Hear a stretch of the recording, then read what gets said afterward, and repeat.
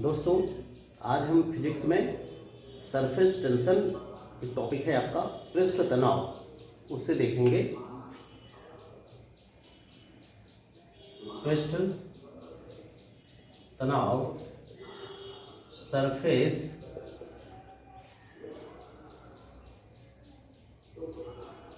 Tension, ठीक है। पृष्ठ तनाव, सरफेस टेंशन। तो जाने की पृष्ठ तनाव क्या होता है, पृष्ठ तनाव कहते किसे हैं। तो पृष्ठ तनाव दोस्तों, द्रव के जो कोई द्रव है, जो द्रव को अपने क्षेत्रफल को कम करने की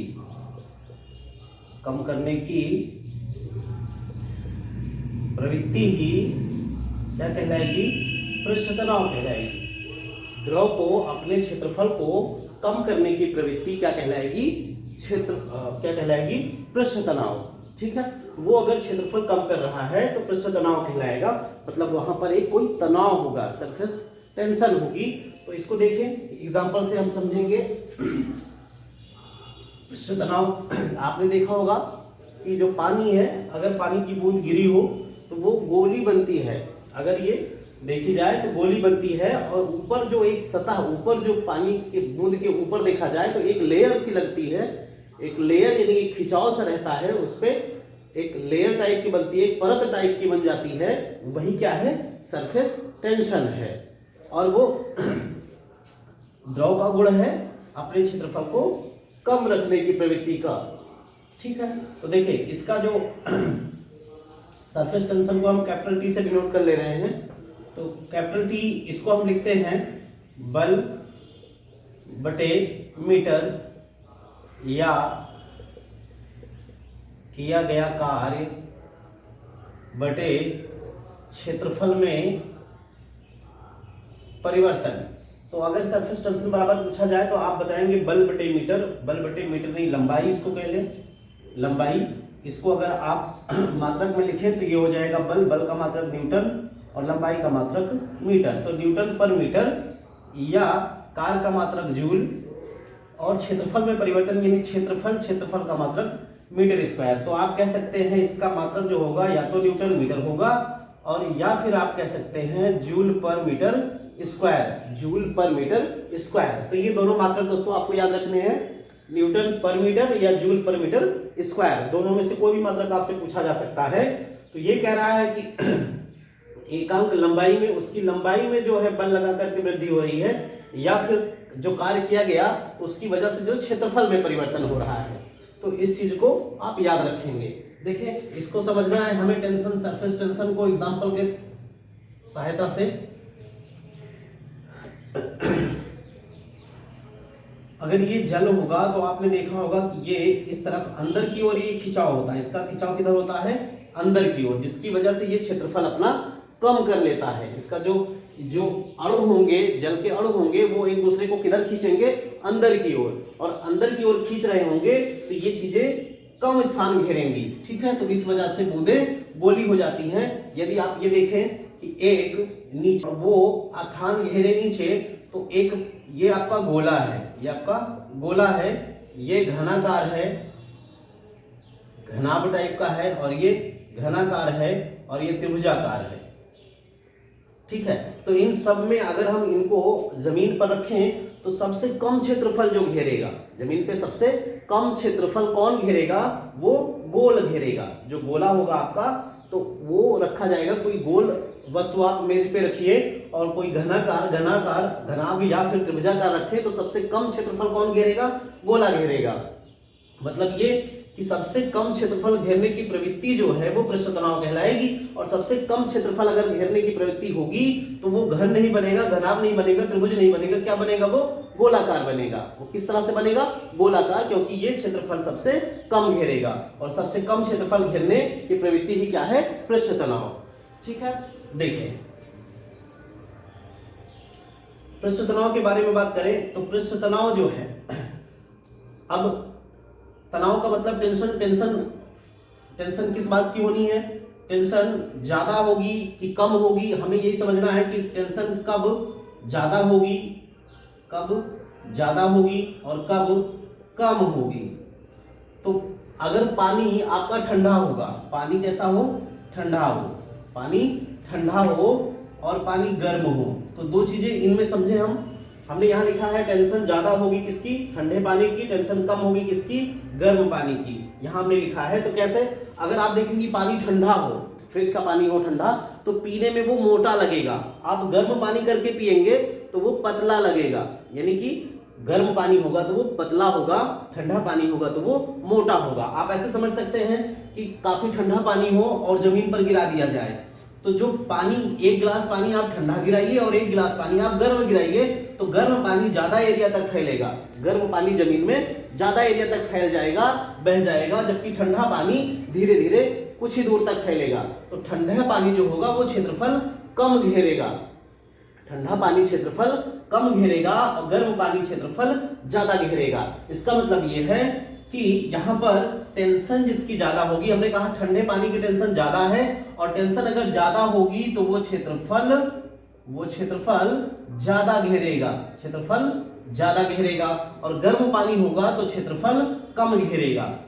ठीक है, तो हम यहाँ पे ये कह सकते हैं टेंशन, एक तरफ टेंशन लिख लें, एक तरफ एरिया लिख लें।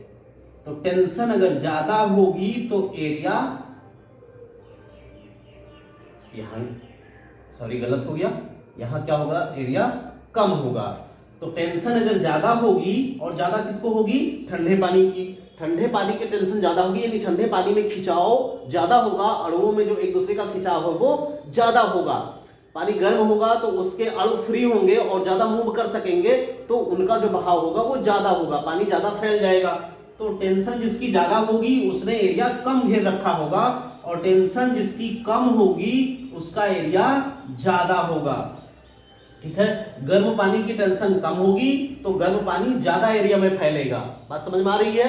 तो आप ऐसे समझ लें। दूसरी बात, एक तो ठंडा हो गया, पानी गर्म हो गया, ऐसा भी हो सकता है पानी गंदा हो, पानी साफ हो। तो आप देखें कि पानी अगर गंदा हो, जैसे आप पानी में मिट्टी मिला दें तो पानी गाढ़ा हो गया, और पानी गाढ़ा हो गया, गंदा पानी, गंदा का मतलब उसमें धूल मिट्टी के कण मिले हुए हैं, आप उसको गिराओ तो अगर वो पानी गंदा होगा तो वो गाढ़ा होगा, है ना। उसको आप जमीन पे गिराओ तो वो थोड़ी ही दूर में फैल कर रुक जाएगा, जबकि पानी साफ होगा तो ज्यादा फैलेगा इसकी अपेक्षा। इसका मतलब ये है कि इसकी गंदे पानी की टेंशन ज्यादा है, गंदे पानी की टेंशन ज्यादा है, साफ पानी की टेंशन कम है। तो इसकी जो टेंशन है गंदे पानी की ज्यादा है और साफ पानी की कम है, तो एरिया जो होगा गंदे पानी का कम होगा और साफ पानी का ज्यादा होगा। बात क्लियर हो रही है? एरिया जो होगा, जिसकी टेंशन ज्यादा होगी वो एरिया कम घेरेगा, जिसकी टेंशन कम होगी वो एरिया ज्यादा घेरेगा, जिसकी टेंशन कम होगी वो एरिया ज्यादा घेरेगा। ठीक है, इतनी बात क्लियर हो गई। अब आप अगर चाहें तो पानी ठंडा है, इसको गर्म कर सकते हैं, या आप देखें कि गर्म, आप जब साबुन का घोल डालते हैं पानी में तो पानी गर्म हो जाता है, तो पानी गर्म हो गया तो उसके गर्म होने से हुआ क्या, जब आप साबुन उसमें डाल दिए पानी में, तो साबुन डालने से पानी गर्म हो गया, और गर्म होने पर वो डिटर्जेंट जो इसमें घुल गया तो क्या हो जाएगा, गर्म होने से इसका पृष्ठ तनाव जो था वो कम हो जाएगा। भाई जो इसका टेंशन था वो कम हो जाएगा, टेंशन कम होने से एरिया ज्यादा घेरेगा, टेंशन कम होने से एरिया ज्यादा घेरेगा। तो अगर ज्यादा घेरेगा इसका मतलब वो कपड़े में आसानी से पूरे कपड़े में फैल सकता है, यानी कि ठंडे पानी की अपेक्षा गर्म पानी हो जाएगा तो ज्यादा दूर तक कपड़े में फैल सकता है, रेसे रेसे में जा सकता है और कपड़े की मैल को काट देगा। जो साबुन होगा वो कपड़े की मैल को काटेगा, तो पहले तो उससे पहले पानी पहुंचना चाहिए हर रेसे रेसे तक, है ना। तो यह बात आपको क्लियर होगी कि पानी अगर हम गर्म कर दें, ठंडे पानी से अगर आप कपड़ा साफ कर रहे हैं और गर्म पानी से, तो गर्म पानी से कपड़ा आपका ज्यादा साफ होगा, क्योंकि ये कपड़े के रेसे रेसे तक जा सकता है। अब आपने साबुन मिलाया है और उसको गर्म कर दे, तो साबुन मिला करके आप पानी एक साधारण रखें और एक साबुन मिला करके पानी को गर्म कर दें, तो जो साबुन मिलाया हुआ पानी गर्म किया गया है वो और अच्छा काम करेगा आपका। क्यों? क्योंकि उसकी सरफेस टेंशन, उसका जो पृष्ठ तनाव होगा वो और कम हो जाएगा, वो और ज्यादा एरिया घेरेगा। ठीक है, इतनी बात समझ में आ गई होगी आपको। देखिए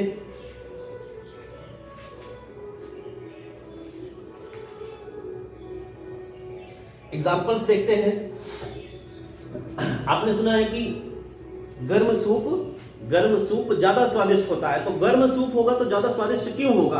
भाई गर्म होगा तो इसका मतलब ये है कि अभी हमने आपको बताया कि गर्म चीज होगी तो वो गर्म होने का मतलब उसका जो सरफेस टेंशन है वो कम होगा, टेंशन उसकी जो होगी कम होगी, तो जो एरिया होगा वो ज्यादा होगा। गर्म पानी होगा, गर्म सूप होगा तो टेंशन उसकी कम होगी और एरिया ज्यादा होगा। तो गर्म पानी पिएंगे टेंशन कम होगी तो जीभ में ज्यादा फैल जाएगा, और ज्यादा फैलने का मतलब पूरी जीभ में अगर कोई चीज फैलेगी तो उसका स्वाद ज्यादा मिलेगा, और थोड़ी ही दूर फैलेगी तो उसका स्वाद कम मिलेगा। तो जो ज्यादा फैल रहा है जीभ में वो स्वाद ज्यादा देगा।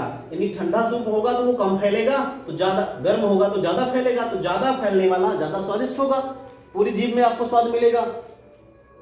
जैसे साबुन डालने पर कपड़े का अधिक साफ होना या गर्म पानी से साफ करना, गर्म पानी से कपड़े साफ करने पर अधिक साफ होना। तो किस वजह से? अगर पानी गर्म होगा तो उसकी टेंशन कम हो जाएगी, एरिया ज्यादा घेरेगा तो वो कपड़े के रेसे रेसे तक पहुंच जाएगा। और क्या कहते हैं, अब साबुन में आपने देखा होगा तो उसमें से अगर एक आप तीली लेकर के ऐसा करें तो वो एक बड़ा सा उसमें बुलबुला टाइप का बनता है, और वो जब बुलबुला नीचे फूंक दें नीचे गिरेगा तो वो किस तरह से बन जाएगा? वृत्ताकार, यानी गोले के रूप में बनेगा, और वो क्षेत्रफल जो घेरेगा वो वृत्त के रूप में घेरेगा। तो ऐसा क्यों हुआ? क्योंकि उसमें पृष्ठ तनाव था। ठीक है, और भी एग्जांपल आपके, जैसे आप कह सकते हैं क्या,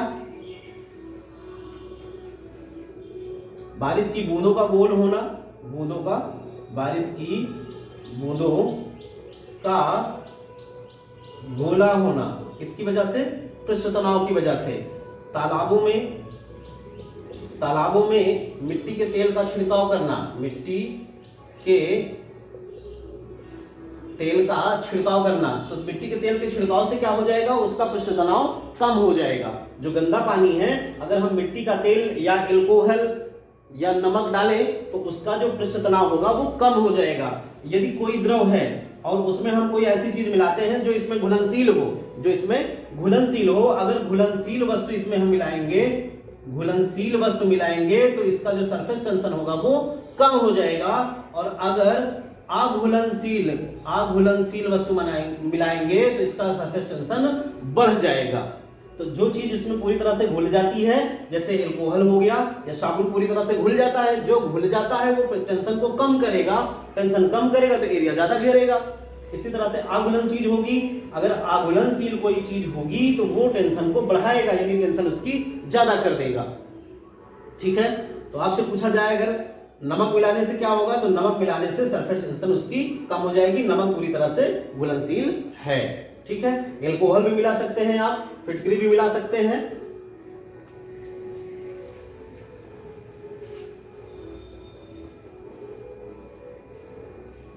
ठीक है, ये सारे एग्जांपल हैं।